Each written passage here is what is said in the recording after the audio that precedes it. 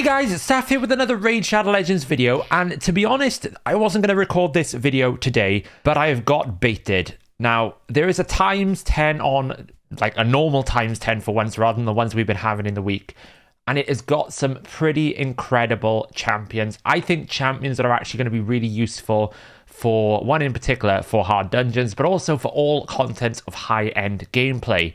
We've got the Teodor the Savant, who is an absolute monster, and I'll explain in a little bit more detail after we go through these other champions. Nekmothar is a geniusly, is one of the best champions, if not the best champion for Hydra, because of his ability to rotate and get you back around to your abilities.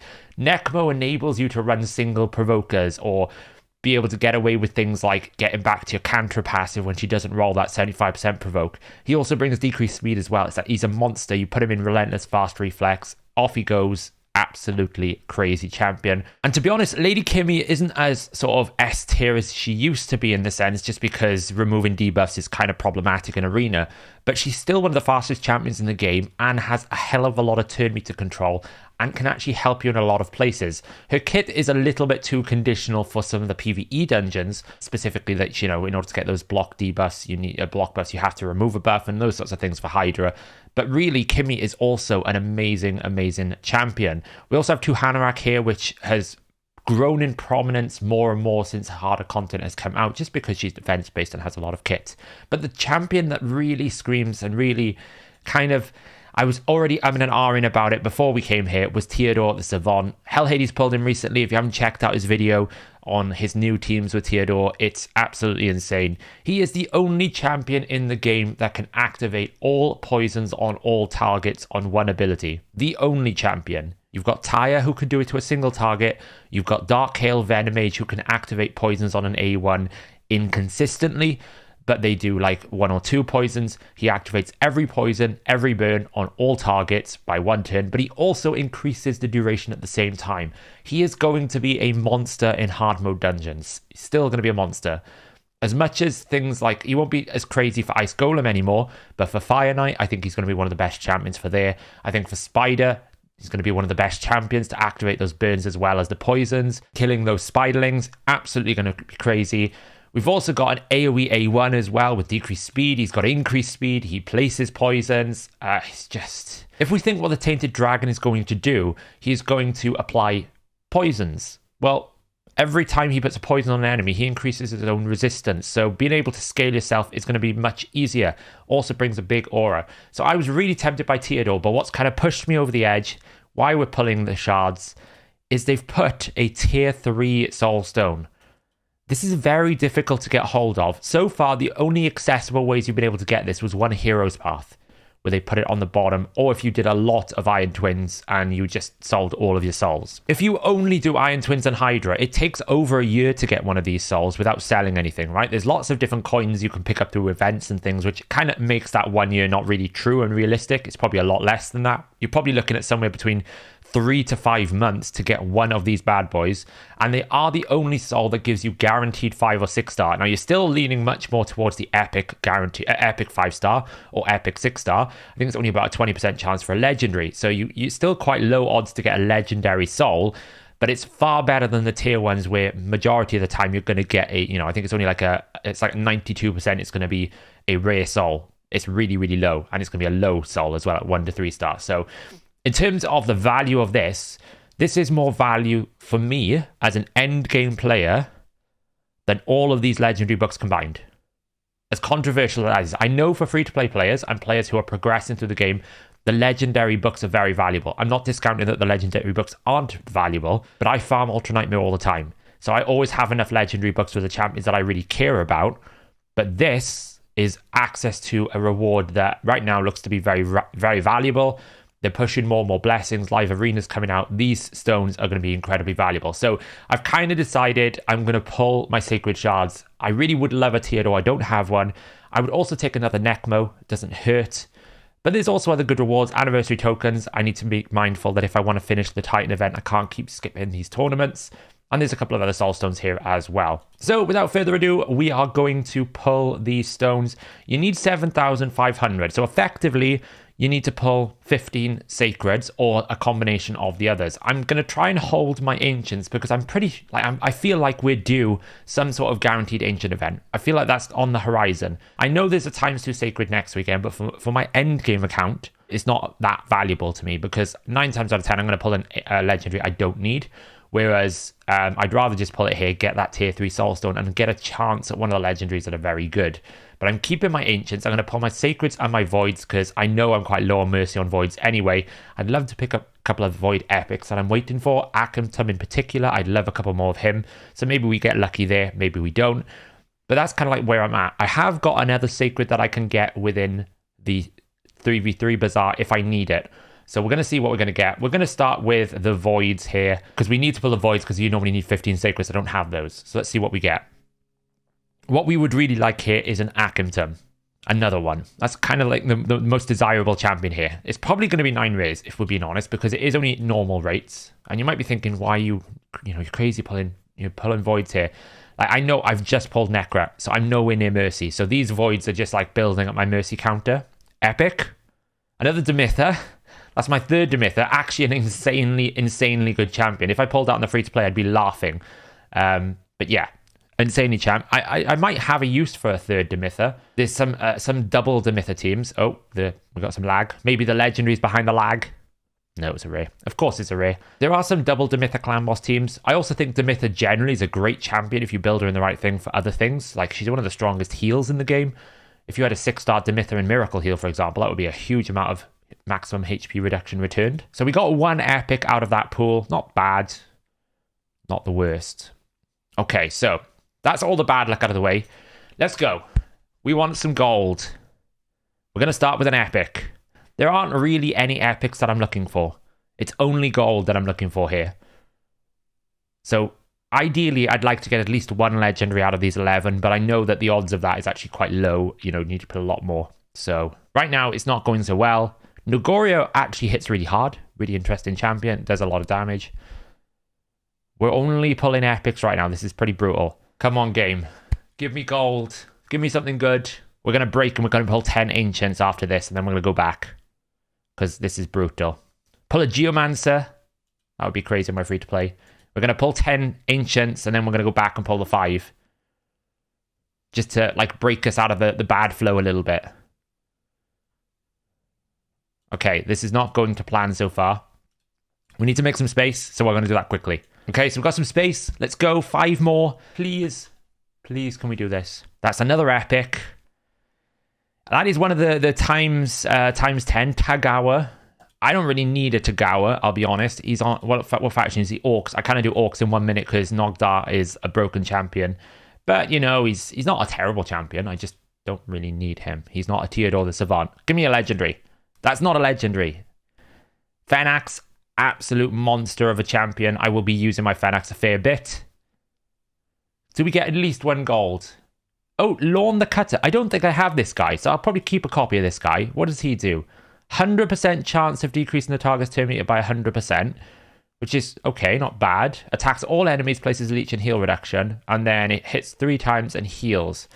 I mean, he's not a bad champion. Like, if you're struggling for like something like Dark Fae, this is going to help you, right? You basically kill all the enemies with this ability, give yourself a leech and a heal reduction, which is not bad on a 3-turn cooldown, and then he's going to have 100%. But there are better 100% champions. Like, you can get your Carl from the clan shop. You can get something like a Royal Guard that can do a decent amount of turn meter drop. Filja is a little bit better because she self-buffs the attack, but not the worst champion. I'll keep a copy of him just in case he becomes good somewhere. We're not going to get a gold, are we? 1 more. 11 sacreds. 11 epics. Oh. I cannot pull legendary champions. How far do we get down here? So we still need another one. So I'm probably going to get the one out of the sacred, out of the clan shop. So we're going to go and get another sacred out of the tag team arena here. We're going to pull this out, and then we'll probably just make up the difference with ancient shards here. So we got 1 more. Is this the Teodor the Savant? No. It's a Umatagi. That's not what I want. I've got an Umatagi already at 60. Oh, game. I cannot pull champions. It's so difficult. So we're what? Let's see. We are 320 out. No, 220 points. So that's basically a void and an ancient shard. I don't think I have enough points here for the void. We're a bit shy on gold bars there, and I don't think the clan shop has a void this week. So we are going to have to do it all in ancients, because none of this is going to give me another shard at all. So we are going to be doing it within ancients by the looks of it. So we need to basically pull a few more ancients here. I didn't really want to dip into my ancient pool, but needs must. We're this deep now. We'll have to do it. Maybe we'll get something out of the ancient shards. We're not getting anything else, so maybe we will get lucky. Let's see then. Another temple. Do we get anything good? We're getting a lore. No longer the relic. No longer MVP. Kellen the Shriek. That's a good pull. I'm happy with Kellen the Shriek. I don't have Kellen the Shriek, and that was one of the newer champions that I was actually curious about in terms of the new faction out of all the new recently released champions. Because of this ability here, I wanted to do some bit of play test and see how hard I could get this to attack, because if you can get lots of debuffs out, it could be cool and could be fun. You also get kind of a cool thing here where you decrease the target's turn meter by 50% and then place decreased speed on a 3-turn cooldown. That's a pretty good go. That's a pretty good thing. Get a weaken on an A1, and then you also can like ignore shields and stuff. So I want to play test this champion, see how good it is. Like, it's probably not MVP, but hey, I'll take that. That's at least a couple of champions I didn't own, and we only need to do a couple of mystery shards. So let's just go put some champions in the vault, and then we are going to pull the tier 3 Eternal Soulstone. We'll see what we're going to get. Let's just keep the champions that we know we don't have a copy for, which will be Kellen, and we also need to pull. We're going to keep a copy of a Phenax to Gore as well. We're going to reserve vault them. We'll reserve vault a backup Geomancer just in case we need it, and probably a Demither as well. You never know when you need these champions. We can't really fill up any more of the faction guardians, because they're all of them are pretty full already. The only ones that I'm waiting on is Sylvan Watchers, which obviously I don't have a duplicate for. So that is the end. We've completed it all here, so we can collect all of these rewards, and we'll see what we get out of the Soul Forge. Surely there must be some better luck in the Soul Forge. Surely there's got to be better than what I've got there. 12 Sacreds, and we got 0 Legendary. We're going to pick up some 5 Mortal Soulstones here as well, which is nice. We're almost at the end of Milestone 5 now, and we've only got this last whale line to go. So we basically used 20 Ancient Shards, 9 Void Shards, and 12 Sacred Shards, and we got 0 Legendaries. What you'd expect on a times 10, which kind of sucks. We did pick up one of the times 10 epics, which is not bad. And we also picked up Kellen the Shriek, and we picked up a couple of like new epics, at least, that we've stored away. So we pretty much got all the other epics that we kind of wanted. I'm still, I think, 1 Sylvan Watcher short. I still haven't pulled up this new Ender Moonbeam. This was the other champion that got released, and it looks really, really cool. I mean, look at that sword. It's awesome.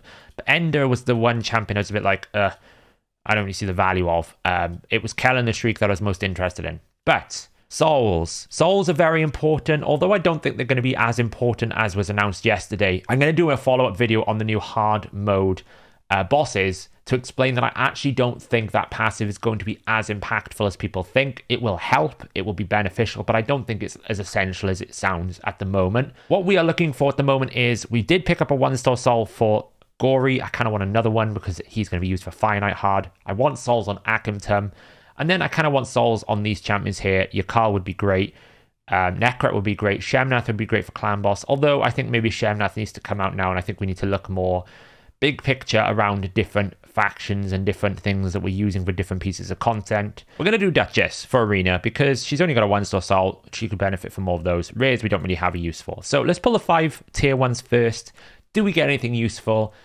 Come on, give me something of value this weekend. Well, we just got a Lawn, so now we have a soul for a Lawn, naturally. What else are we going to get? Another epic. A 4-star Deacon. That's actually really good from a tier 1. That's really good. I'll probably awaken my Deacon with that. A gold? Okay, a 1-star Trunder. I don't really use Trunder anymore, but we'll take a 1-star Trunder, I guess. That's better than nothing. Another gold. A 2-star Val. Okay, I don't really use Val, but he's really good for Clan Boss, so that's kind of an interesting option. But 2 legendaries off 5 tier 1 soulstones, that's amazing. And then, of course, we got a Theorist. So, I mean, we might as well do that for sure. For sure. We might as well do that as well. Great. We'll give him Phantom Touch or something for Clan Boss, a bit more damage. We might as well do Deacon. We'll get a reimbursement of some gold coins. Pushes him up to +4. And then kind of we'll just get rid of that Theurgist that we picked up. We're never going to use that. So, good tier 1s. What have we got in the tier 2? The tier 2s are always pretty terrible for my account. I never get anything good out of tier 2. And we're going to get gold. We're going to get a 3-star Brachus. It's not good. I'm pretty sure I already have a Brachus soul as well. So, we've gone from a 2-star to a 3-star for a champion that I don't own. Okay. Now then, what are we going to get in the Eternal Soulstone? As I mentioned at the start of this video, the reason why I pulled for it, it's a very strong chance you get a 80% chance it's going to be 5 and a 20% chance it's going to get 6, and it's an 80 epic and 26. It is the best stone for 6-star legendary or 5-star legendary, but it's still pretty low odds. It's very difficult to get legendary souls. Let's see what we get. Please don't give me a 5-star crap. Please don't give me a 5-star epic. Give me something good. It's epic. It's a 6-star Tarshon. Oh, that's not a champion. It's not even a good epic. It's not even a good epic. I mean, we can make a 6-star. I think that's the second 6-star Tarshon I've ever had. I don't really know whether or not Tarshon does anything, to be honest. What does Tarshon do? I know he's not a terrible champion, is he, Tarshon? Demon Spawn. I'm sure he's... There he is, Tarshon. What do we get? We get an increased defense and a fill all allies. We get a weaken and we get a provoke. So it's actually, you know, it's a, what is it, 35% chance to provoke, 100% weaken on a 3-turn cooldown, a 4-turn cooldown with an increased defense, and a turn meter fill of 20%. And he places strengthen on himself whenever he drops below 50%. So whenever you get a soul, you're kind of looking at it going, okay, it's an epic champion. We don't have the ability to place legendary blessings. So what kind of souls could we give him for that 6-star? What would we get? Well, we could go Iron Will would be pretty poor. Any of these would be pretty poor on him. He doesn't heal. These CC ones are useless, even though they buff them, they're still useless. Heaven Cast, you know, he A2 weakens, so that's not relevant. Then we kind of go into here. Well, Phantom Touch isn't great for defense base, so that's not really ideal. Lethal Dose is awful. Never going to use it. We're never going to use that, so Cruelty is an option. Then we could go, okay, Faultless Defense if you wanted to take damage, but again, not really great. You know, that's pretty awful still. We could go a 35% Aura, would be really strong. Crushing Rend, he's never going to do damage. Incinerate is useful. These are useless, and Incinerate is useless, sorry, not useful. You know, you could go Survival Instinct, but I don't really think that's crazy good. This is not really that good, so it feels like it's Commanding Presence or Cruelty. And I'll be honest, it's probably Commanding Presence. Sometimes you might sit there and think, well, that's not very good. But if you can put 35% more aura on your speed lead, it's actually quite significant. Because if you think 110 speed champion is going to gain around about 33 speed. Well, if you can increase that 33 by 1.35, which is this what you're doing here, that's going to give you an extra kind of like 11.5 speed. So this blessing is equivalent to about 10 to 11 speed on a high speed champion. So I don't know. It's not exactly what you want, right? I mean, of all the 6-stars I've got, like, it's the only 6-star epic I've got here. But I do have other champions who are fully awakened who are 6-star epics, right? We've got a Doom Priest, we've got a Seer, we've also got a Man-Eater that's pretty close, so we could even put like a Doom Priest in an Aura.